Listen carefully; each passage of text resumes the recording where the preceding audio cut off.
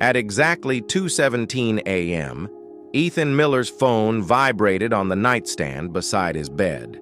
At first, the sound blended into his dream, a faint buzzing, distant and easy to ignore. His mind tried to fold it into sleep, to pretend it wasn't real. Then it vibrated again. And again. Ethan opened his eyes. The room was completely still. No cars passed outside, no wind brushed against the windows, no distant hum from the city, just a heavy silence pressing against his ears. And his phone. The screen glowed softly in the dark. One missed call, one voicemail. Ethan reached for the phone slowly, carefully, as if sudden movement might break something fragile. His stomach tightened when he noticed the timestamp. The voicemail wasn't marked as received today. It was marked as received tomorrow. He frowned and rubbed his face, convinced he was still half asleep. He checked the date, Tuesday, March 12th.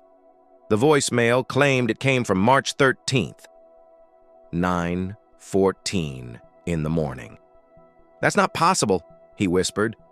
Phones glitched sometimes, sync issues, strange bugs. Ethan worked in data analysis. He saw weird anomalies all the time. But this didn't feel like a glitch. He pressed play.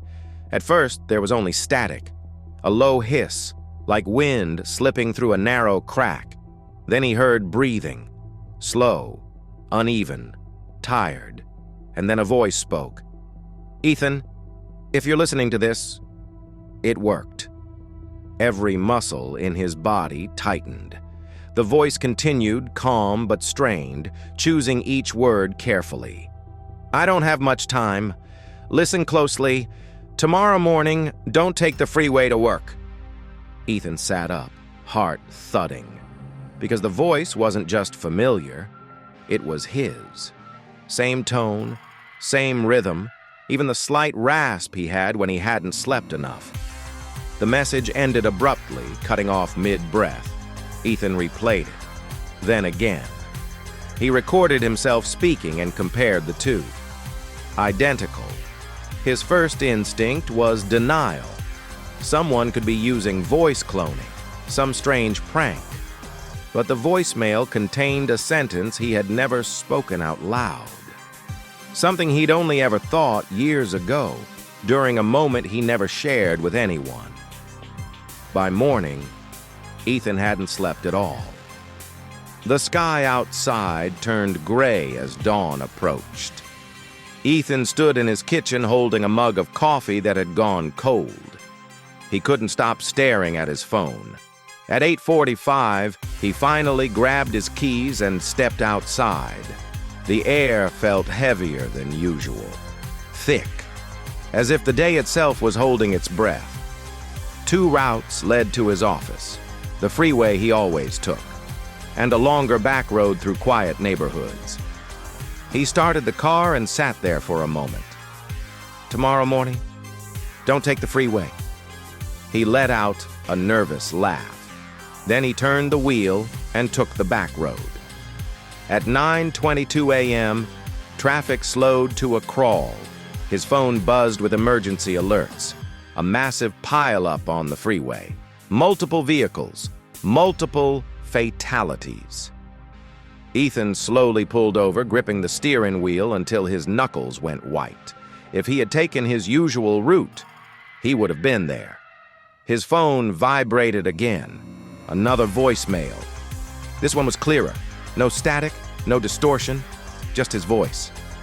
"You believed me. Good. That means we still have a chance." "A chance at what?" Ethan whispered. "You can't tell anyone. Not yet. They won't believe you. And if they do, things get worse." A long pause. "Start writing things down. Anything that feels off. Times, dates, patterns. Don't trust your memory." Another pause. "And stay away from mirrors after midnight." The call ended. Over the next few days, the voicemails continued. Always from the future. Always exactly one day ahead. They warned him about specific things. A sudden power outage that trapped him in an elevator. A coworker quitting unexpectedly, leaving behind a desk no one remembered assigning. A stranger knocking on his door late at night, asking to borrow a phone, then leaving without saying a word. Every warning came true. Every single one. Ethan stopped sleeping. He covered every mirror in his apartment with towels. He carried a notebook everywhere, filling it with observations. Time skipped sometimes. Minutes vanished. Conversations blurred. Entire pages in his notebook appeared in handwriting he didn't remember writing. Then one evening, he found a note scribbled in the margin. "You're almost there." He didn't remember writing it. That night, another voicemail arrived. It was already marked as listened to. Ethan didn't remember pressing play. Minutes later, another message came in. "Ethan, I'm running out of time." The voice sounded older this time, exhausted. "You're starting to notice the gaps. That's good. That means you're close." A shaky breath. "I need you to understand something.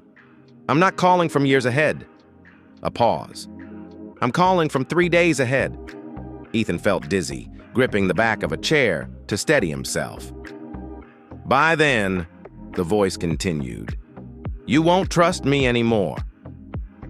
Later that night, the final voicemail came in, time-stamped 3 days in the future. Ethan sat on the edge of his bed, staring at the phone, afraid to touch it. Eventually, he pressed play. "This is the last message I can send." Silence stretched on long enough to make him wonder if the call had dropped. "I wasn't warning you to change the future. I was warning you because I already tried." The voice cracked with emotion. "The moment you stop listening, I disappear." Ethan's breath caught. "You don't realize it yet," the voice whispered. "You're not receiving messages from your future self." A long pause. "You're becoming him." The voicemail ended. Ethan slowly lifted his head. The towel covering the mirror across the room had slipped, just enough to reveal his reflection. It was staring back at him, not blinking, not moving, and its phone was ringing. If you enjoy immersive stories like this, subscribe to Vision Spark Stories. New stories every week, best experienced in the dark.